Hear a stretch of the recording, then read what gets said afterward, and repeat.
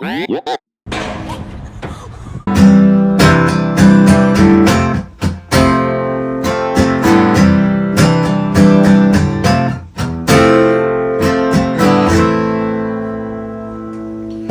everybody, it's Joey. We're going to go over a couple things today about friends in the music business and non-friends, professional relationships, and kind of all those things in today's video. You know, I see a lot of posts about people who are tight in bands, and I also see a lot of posts of people who are not tight in bands, and kind of wanted to get everybody's input on that. Let me know in the comments what your band is. Are you guys, like a tight family? Or are you guys just like a, working relationship only sort of thing? And, what my thoughts are. I actually do have a pretty wide opinion on this because I've been involved in both aspects of it. Actually, I've really only been in 3 bands in my entire life. And I've been playing music all my life. So that seems a little crazy. A lot of people play in a lot of different bands. But I've been fortunate enough to only play in 3. My first band was about 10 years. My second band was probably about 7 years, 8 years. My third band is my current band. And I've been doing this band for almost 15 years. So the first band, we were extremely close. The second band, we were pretty close. And the third band is mostly a professional situation. The first band was incredibly tight. Second band was a pretty tight family. And then the third band is pretty much just a professional working situation. Now with my first band, it was so tight. We lived together from time to time. We did everything together. We partied together. Everything we did was together. Extremely tight group of guys. These are all people I still have contact with today and have good relationships with today. They're pretty much brothers, because we were young. We were only like 18 years old. We were trying to figure out this thing called music. We didn't know shit. We didn't know how to be in a band. We didn't know what it was like to, be successful. We didn't know nothing. We just thought that, hey, we are a fun group together. We were playing like a Red Hot Chili Peppers kind of thing. We did pretty well for being a small band and a young band at the time. Got into a lot of fights.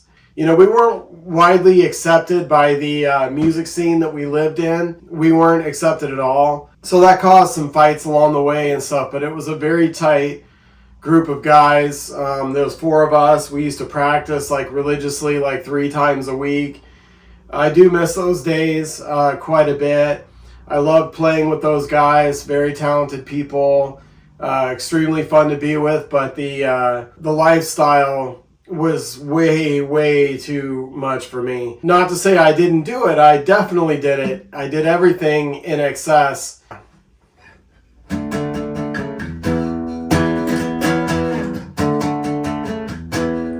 just remembered that song. I haven't thought about that song in years.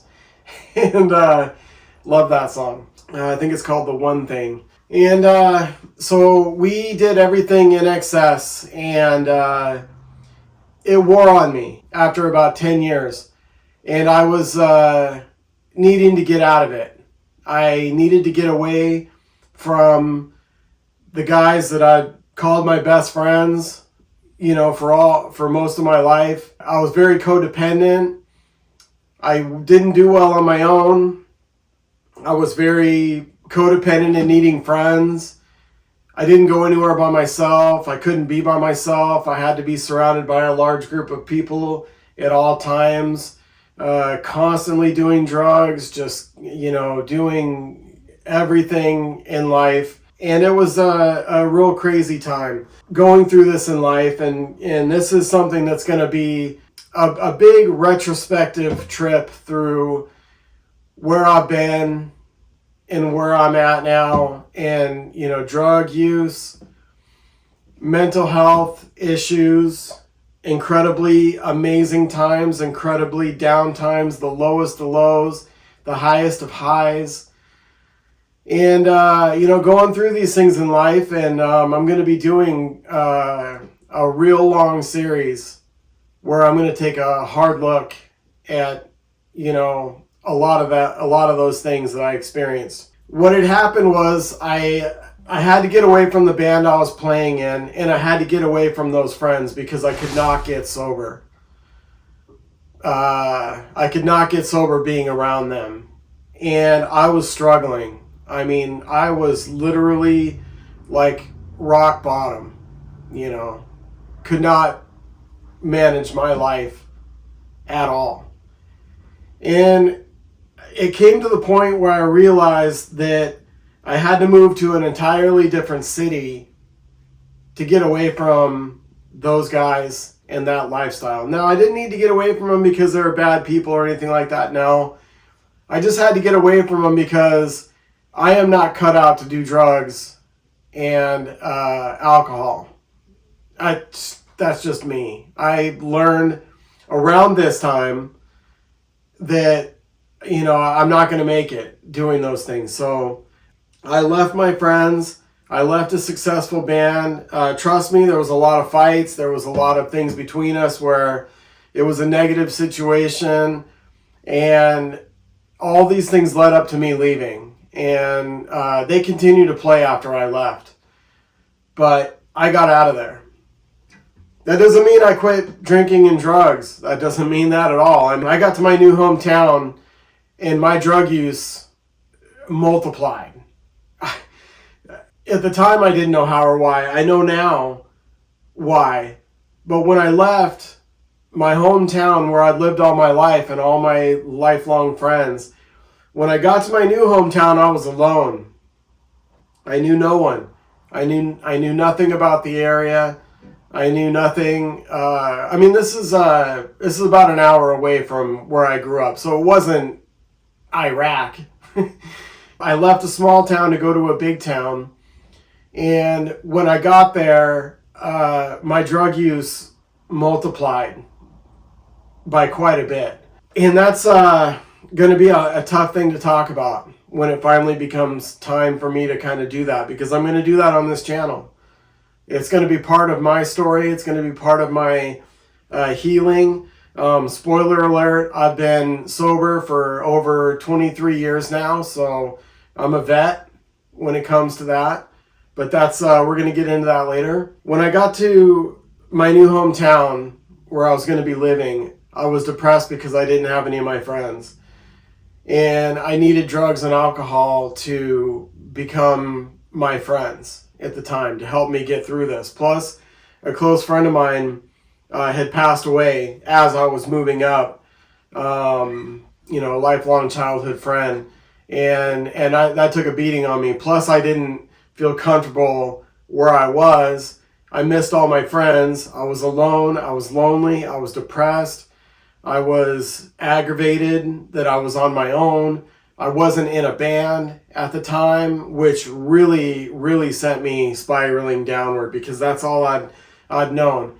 My life involves me being in a band, and it involves me playing music as one of the top things I do in my life. So when I started playing in my second band, it was shortly after I moved to this new city where there was a lot of really good musicians, and it started to feel a little bit better. I caught on with one of the first bands I tried out for, and I had a really good time in this band. I met some people.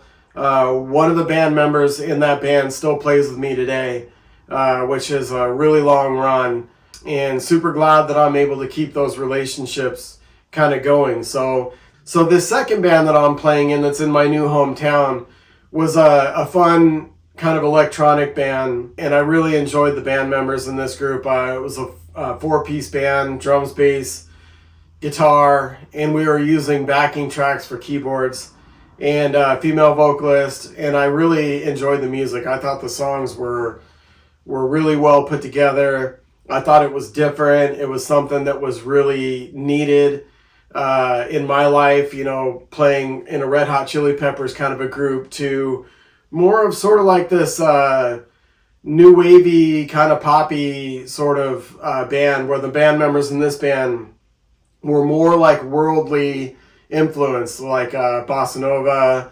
salsa, all these different kinds of feels that were super foreign to me. I didn't, have any of that where I came from. So this second band, we had a really good run, and my drug use continued for probably half of that band.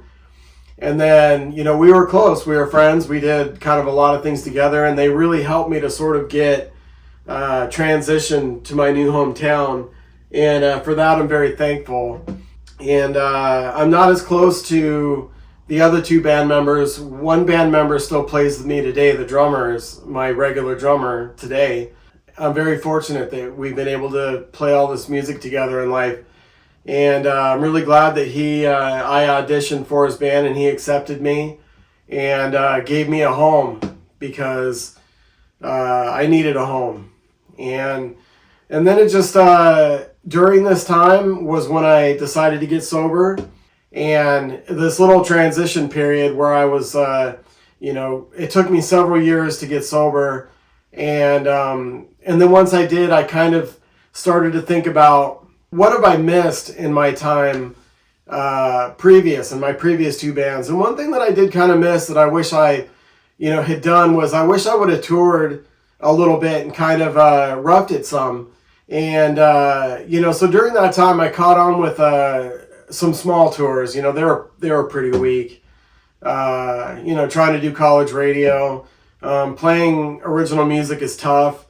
Even if the songs are good, it's going to be hard to get any traction. So I did do a little bit of touring around, and it was kind of on one of these tours, and it was about 2010 when I was on this tour with this original band with the singer-songwriter that I just despised. And there was nobody at the gigs. It was completely lame. And that's to be expected when you're a no-name person and you're playing in a town in a different state. And you're not charting on college radio. Nobody knows who you are or gives a damn about who you are. And that's rough, because you feel like everybody should want to know who you are. But that's not how music works. And it was during this tour that I decided, what do I need from music? And I said, the one thing I do need is like a built-in crowd. I need a built-in crowd where I'm not ever going to have to put flyers on telephone poles or ask my same deadbeat friend to come to some deadbeat gig that's going to be me and him only. I didn't want to have to ask my friends. I didn't want to have to do any of the crazy work involved in having a successful original band show. So, and then the third thing is that I wanted money. Not because I needed it, not because I was starved for money, although trust me, I've been homeless. We're going to go through all that as well. I've been homeless and you name it. I've lived a lot of my life with no money. But at this point in my life, I was playing poker professionally. It wasn't the easiest life. It wasn't the greatest life, but it was a living, and I was actually succeeding in it, and I had money. But when I was playing in this original band for nobody, and we were supposed to get a guarantee of some money, and the club owner said, no, we're going to keep your money because nobody came to the gig. We don't feel like you deserve it. And when you're out in the middle of nowhere and you think that was, going to be a little bit of extra money for you, and then you don't get it, it's a real shock to the system. And it kind of punched me in the face. And I was like, wow, this is a nasty, nasty business. So I think it was back in the hotel room later on that night where we were easily sleeping 3 guys in one bed, 2 guys on the floor kind of a thing. This is no glamorous, situation, driving around pointlessly with no money. And I had money, but it's the band was making no money. So morale was way down the tubes. And then I decided, you know what? I'm going to take a stab at playing covers. I said, because for one, I don't need to bring a crowd. The crowd should already pretty much be there. And two, I feel like I want the money. I want the money more than anything because I have spent my entire life doing this. And almost my entire life doing it without making any money. And it costing me all my relationships in life. It cost me my sobriety. It cost me all the money I think I've ever made to buy what I needed to buy to be in a band. It cost me so much time. I invested, my biggest life's investment is into myself as a musician and as a band member. I've never done anything solo in life, nor do I want to. I enjoy playing music with people. That's another payoff that I get along with the money. So my third band is pretty much entirely professional.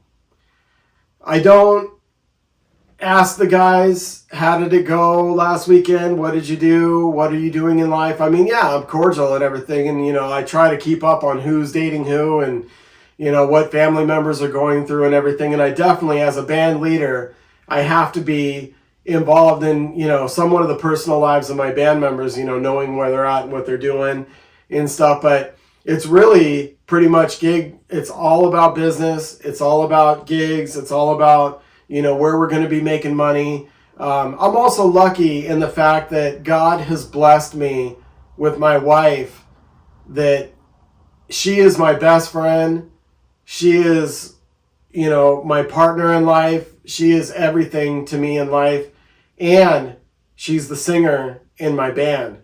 So we get to experience life together, owning the business. She is now a part owner, and I involve her a little bit here and there in the music business, as she learns and as I teach her and as she teaches me sometimes, showing me different ways of doing things that maybe after so many years I've kind of gotten into my own routine of doing things. She kind of has a little bit of an outside the box perspective sometimes that, really, really works. And I'm very fortunate. So this third band and current band in my life has been my professional endeavor, along with, it brought my wife into my life because she was a freelance musician that did events with me, which everybody in my band is a freelance musician except for me. I'm the, me and my wife now, except for us, the business owners. Everybody else are just people who come in on a gig by gig basis. So we will have barbecue once in a while. We will, try to do something fun once in a while, like maybe go to a haunted house or, maybe do something fun together. But for the most part, we don't really hang out or talk about, what's going on with our personal lives. And that kind of fits well, with this professional situation because we are all about making the cash. So that's all I got for you today, and I'll see you on the next one.